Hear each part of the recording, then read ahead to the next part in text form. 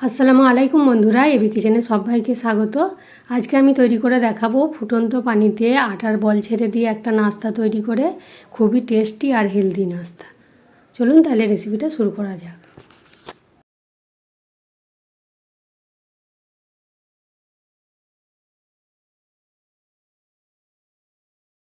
একটা বাচ্চাদের টিফিন বা বড়দের সকালের নাস্তা, বিকালের নাস্তা যাই বলুন, সেটা তৈরি করব।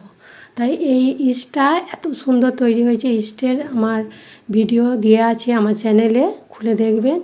একদম বাবুলশালা ইস্ট, একদম পারফেক্ট তৈরি হয়েছিল। এখানে আমি 1 কাপ মানে 250 গ্রামের মতো পানি নিয়েছি, আর তাতে হাতসহ গরম পানি দিয়েছি, তাতে 2 চামচের মতো চিনি দিয়েছি। চিনিটাকে গলিয়ে নিচ্ছি।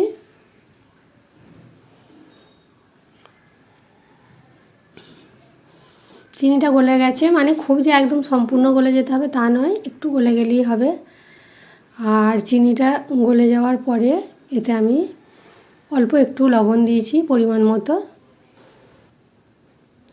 এখানে পানিটা হাত ডুবানো যাবে সেই রকম অবস্থাতেই আটাটা দিতে হবে।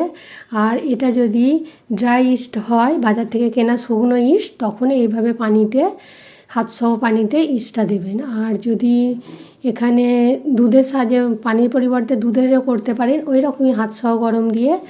আর এখানে যেহেতু আমি ভিজে ইস্ট, তা আমি এইভাবে পানি দিয়ে গুলেছি। এভাবে গুলবেন না, ভিজে বাড়িতে এরকম ইস্ট লিকুইড তৈরি হলে তখন কী হবে, ময়দা, চিনি, নুন দিয়ে শুকনো উপকরণগুলো মিশিয়ে নিয়ে ড্রাই ইস্ট বলছি, শুকনো ভিজে ইস্টটা দিয়ে মিশিয়ে নেবো। এবার যতটা পরিমাণ পানি লাগবে তখন হালকা কুসুম গরম পানি দেবো। এভাবে হলে পানির পরিমাণটা বোঝা যাবে। আর আমি ভিজা অবস্থায় দিয়েছিলাম বলে আমার আটার পরিমাণটা একটু বেশি লেগেছে, নরম হয়ে গেছিলো। এইভাবে আটাটাকে আমি মিশিয়ে নেব।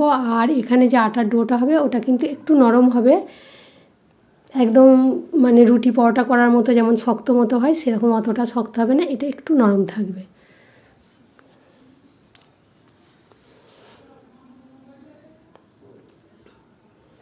এবারে উপর থেকে মানে নরম তো বেশি হয়েছে, আটা লাগছে, আবার বাকি ইস্টটাও আমি দিয়ে দিলাম। এর উপরে আরও কিছুটা শুকনো আটা দিয়ে দেব।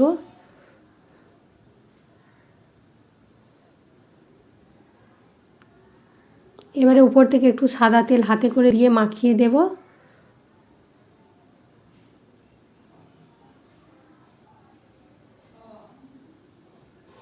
হাতে খুবই চটচটে মতো ধরে যাচ্ছে। উপর থেকে সাদা তেল দিয়ে এটাকে বেশ ভালো করে মাখিয়ে আর রেখে দেব।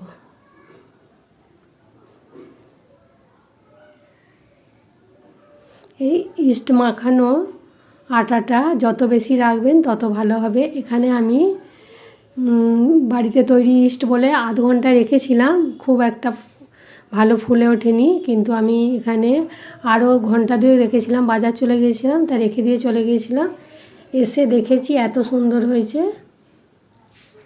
উপর থেকে আরও একটু তেল বুলিয়ে দিয়ে ঢাকা দিয়ে রেখে দিচ্ছি।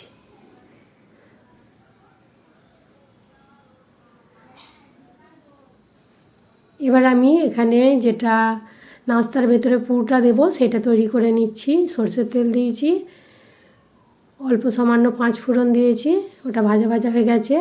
একটা পেঁয়াজ দিয়েছি ছোটো সাইজের।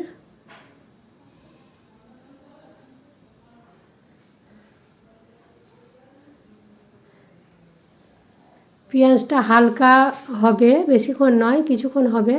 হওয়ার পরই মশলাগুলো একে একে দিয়ে দেব।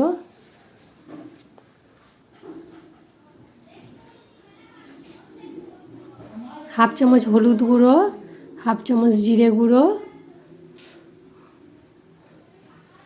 আর আদা থেতো করে নিয়েছি একটু, 1 ইঞ্চির মতো আদাটা দিয়েছি।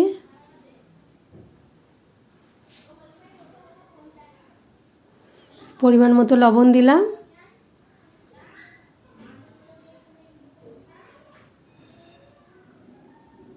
এগুলোকে দিয়ে বেশ একটু ভালো করে নেড়ে নিচ্ছি। আর এখানে কাঁচা লঙ্কা 3-4টে কুচিয়ে নিয়েছি, সেটা দিয়েছি।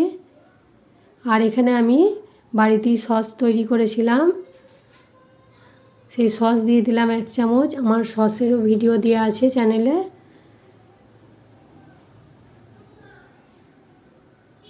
আর সসের চামচটাকে ধুয়ে অল্প সামান্য পানি দিচ্ছি।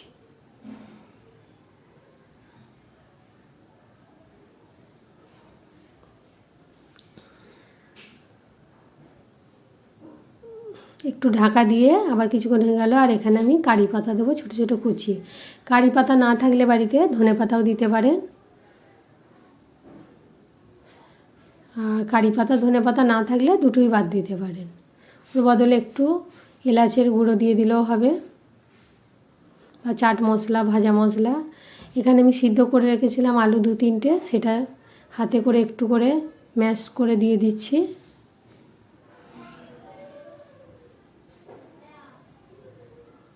এগুলোকে দেওয়ার পরে বেশ ভালো করে মাখিয়ে নেব মশলাটার সঙ্গে।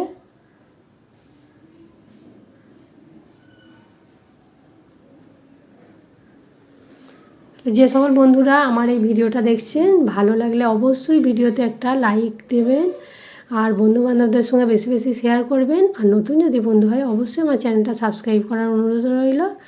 আর পাশে বেল আইকন আছে, সেটা টাচ করে দেবেন। আমি যখনই নিত্য নতুন ভিডিও ছাড়বো আপনাদের কাছে নোটিফিকেশান চলে যাবে।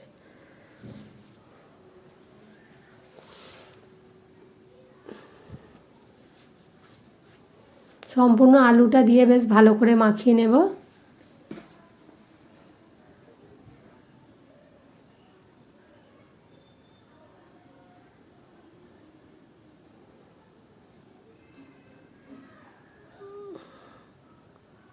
এবার একটু চিলি ফ্লেক্স দিয়ে দিচ্ছি। আমি এখানে গুঁড়ো লঙ্কা ব্যবহার করিনি, চিলি ফ্লেক্সটা দেবো বলে।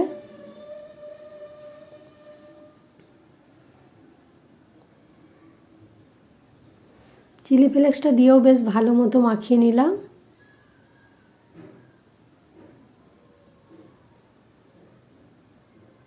এরপরে কারি পাতা কুচানো দিয়ে দিচ্ছি।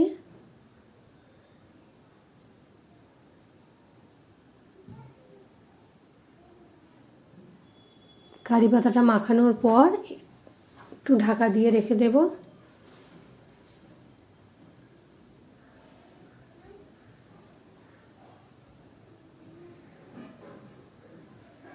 ভালো করে মাখানো হয়ে গেছে, এবারে ঢাকা দিয়ে দিচ্ছি।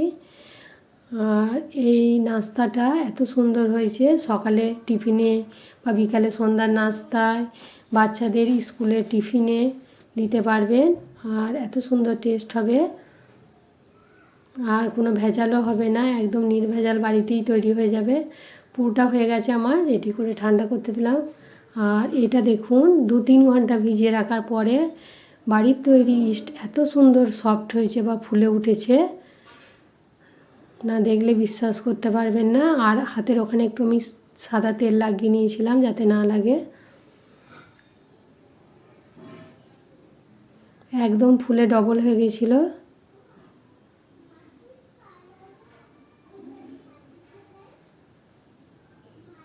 এবারে উপর থেকে একটা প্লেটও আটা ছড়িয়ে রেখেছি। পুরোটা আমার ঠান্ডা হয়ে গেছে, আর হাতে তো একটু বেশি করে আটা দিয়ে নেব,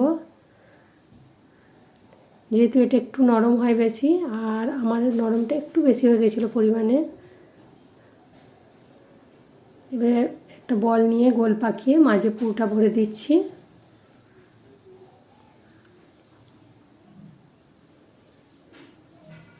এইভাবে চারিদিক দিয়ে ফোল্ড করে ভাঁজ করে ভেতরে পুরোটা ঢুকে যাচ্ছে।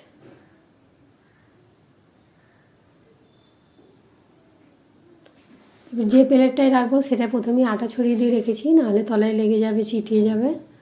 এভাবে আরও একটা করে নিচ্ছি। আর কীভাবে মুড়ছি দেখে নিন একবার। কচুরিতে যেরকম পুর ভরা হয় সেরকম।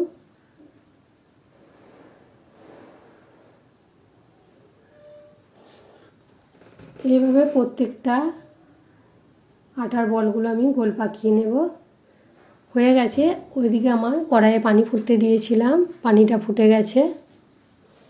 আর পানিটা এইভাবেই জোরে ফুটবে, মানে গ্যাসের ফ্লেমটা একদম হাই থাকবে, কম করা চলবে না। ফুটা অবস্থায় এই আটার বলগুলো ছাড়তে হবে পানিতে, ফুটন্ত পানিতে একদম।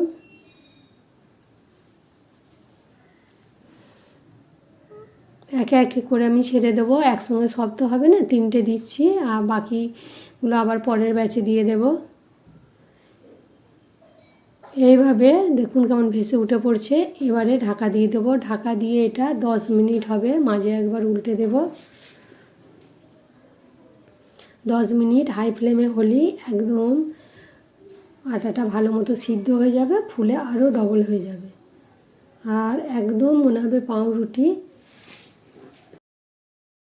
শুনতে অবাক লাগলেও ফুটন্ত পানির ভাপে এইরকম পাউরুটি তৈরি করে দেখবেন, একদম অবাক হয়ে যাবে।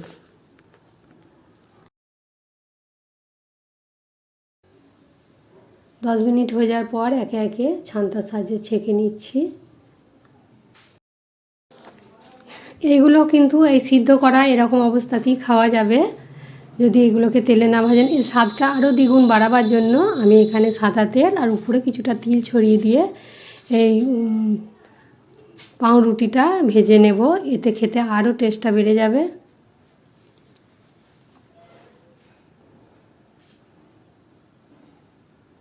এভাবে একে একে এই অল্প তেলেতে যেটুকু তেল দেবো তার মধ্যেই হয়ে যাবে, বেশি তেল মোটেই লাগবে না। আর যারা ধরুন দোকানের কেনা পাউরুটি খেতে চায় না, এইভাবে বাড়িতে বানিয়ে নেবেন। টিফিন, সকালের খাবার, বিকালের নাস্তা, যে কোনোতেই এটা খাওয়া যাবে। আর হবে হেলদি খাবারটা, আর টেস্টিও বাড়িতে তৈরি করবে। তাহলে দেখুন বন্ধুরা, আমার একদম নাস্তা বা পাউরুটি হয়ে গেল। আর কতটা সফট নরম হয়েছে, আর বাড়িতে তৈরি ইস্ট দিয়ে যে এত সুন্দর নরম হবে আমি ভাবতেই পারিনি।